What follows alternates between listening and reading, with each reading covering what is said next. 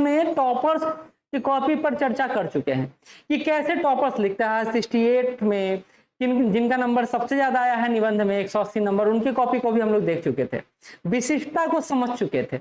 और आज वही विशिष्टता हम लोग इंग्लिश माध्यम के टॉपर जो यूपीएससी में आए हैं और हिंदी माध्यम के टॉपर जो मोहनलाल जी हैं उनके कॉपी को भी समझेंगे। लेकिन ये दोनों अलग अलग वीडियो में समझेंगे, क्योंकि दोनों के कॉपी का वैल्यू एडिशन आप अगर समझ पाएंगे तो आप भी निबंध को उतना ही बेहतर कर पाएंगे। ठीक, तो चलिए पहले इस कॉपी को देखते हैं। आपको पता है 2 निबंध आपको लिखना पड़ता है, 125 नंबर का रहता है, और आपको 1000 से 1200 शब्दों में निबंध लिखना रहता है। और निबंध का स्टैंडर्ड क्या रहता है, तो मैं ये नहीं कहता हूँ कि बीपीएससी में निबंध लो लेवल का आता है, लेकिन यूपीएससी का अपना ही लेवल है। टूटे हुए वयस्क की मरम्मत करने की तुलना में मजबूत बच्चों का निर्माण करना आसान है। अब इसी निबंध को देखिए, क्योंकि इसी निबंध पर आप आगे चर्चा देख सकते हैं। या फिर कोरा तर्कपूर्ण मन उस चाकू के समान है जिसमें केवल फलक ही फलक है, वह प्रयोग करने के वालों के हाथों को लहूलुहान कर सकता है। Mind all logic is like a knife all blade, it makes the hand bleed that usage it. इसी तरह अगला निबंध है, जब कैटरपिलर को लगता है कि दुनिया खत्म हो गई है वह तितली बन जाता है। कितना मतलब कितना एक अद्भुत टाइप का वाक्य आपको नजर आ रहा है, निबंध आपको नजर आ रहा है, लगता है कि भाई मतलब कुछ अलग है ना। अब इसी खंड में से इन्होंने एक निबंध चूज किया है, वो है a mind all logic is like a knife of all blade, it makes the hand bleed that usage it.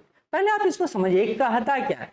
जब तक निबंध को समझिएगा नहीं, क्रैक कीजिएगा नहीं, आप इसको सॉर्ट आउट कर नहीं सकते हैं, इसको समझ नहीं सकते हैं।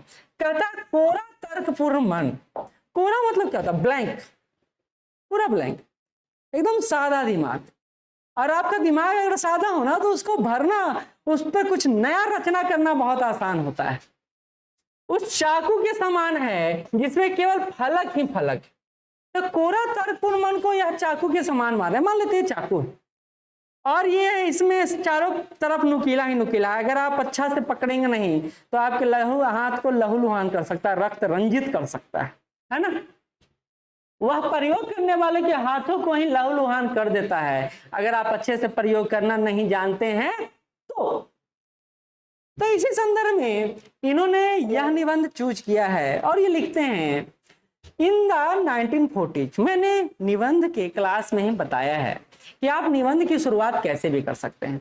आप शुरू करने का प्रक्रिया आपका ये हो सकता है कि आप एक कहानी से शुरू करें, आप एक केस स्टडी से शुरू करें, कहानी से शुरू करें, केस स्टडी से शुरू करें, आप पोयम से शुरू कर सकते हैं, आप लोकोक्ति से शुरू कर सकते हैं। आपके शुरू करने का तरीका कुछ भी हो सकता है। तो इन्होंने एक घटना को आधार बनाकर इस निबंध को लिखना शुरू किया है। और एक घटना कौन सा है, तो एक घटना है वर्ल्ड वार सेकंड का, क्योंकि 1940 में वर्ल्ड वार ही हो रहा था, सेकंड ही हो रहा था। कहते हैं World War II was at its peak during such challenging times. A country and specifically one person had the brilliant idea of the Manhattan Project. The ensuing devastation of the Hiroshima and Nagasaki made the bigoted brilliance an agent of doom. ये Hiroshima Nagasaki के संबंध में कहते हैं कि जब दुनिया लड़ रही थी, वर्ल्ड वार सेकेंड चल रहा था, एक व्यक्ति के दिमाग में एक ब्रिलियंट आइडिया आता है और उसी ब्रिलियंट आइडिया के आधार पर हिरोशिमा नागासाकी में जो होता है वो घटना बताने की जरूरत नहीं है। इसी के क्रम में कहते हैं that man was Oppenheimer and his brilliance of logical exposition had created a world so deep for USA. It can't be filled by putting the Burj Khalifa in it. Fast forward 70 years and we still see USA are struggling with the non-proliferation treaty and the Iran nuclear deal in its hope against hope of nuclear disarmament.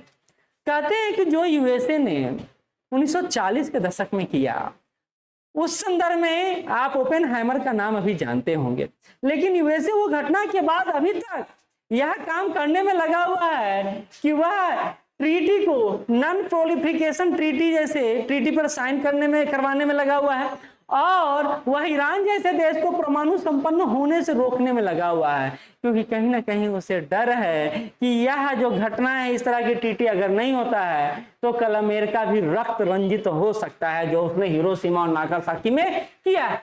अब देखिए किस तरह से इन्होंने connect किया है, इस तरह से इन्होंने कनेक्ट किया, जहां आप सोच नहीं सकते थे वहां से केस स्टडी उठाकर इन्होंने पूरा प्रेजेंट कर दिया है, पूरे निबंध को एक निरंतरता प्रदान कर दिया है। अब क्या है कि बहुत सारे लोग कहते हैं प्रस्तावना, प्रस्तावना से पहले आप कैसे लिखेंगे, कैसे शुरुआत करेंगे, एक हेडक है, लेकिन ये हेडक यहाँ दूर कर दिया गया है। और ऐसा है कुछ तो लॉजिकल बिगिंस यानी इंट्रो आप चाहते होंगे कि आप भी करें, तो आपको इसके लिए प्रैक्टिस करना होगा। प्रैक्टिस मेक्स मैन परफेक्ट आप सुने होंगे, और इसी तरह इन्होंने लॉजिकली इस बात को बढ़ाया है। एक अच्छा बात मैं जो आपको यहाँ दिखाने जा रहा हूँ उसको आप नोटिस कीजिएगा।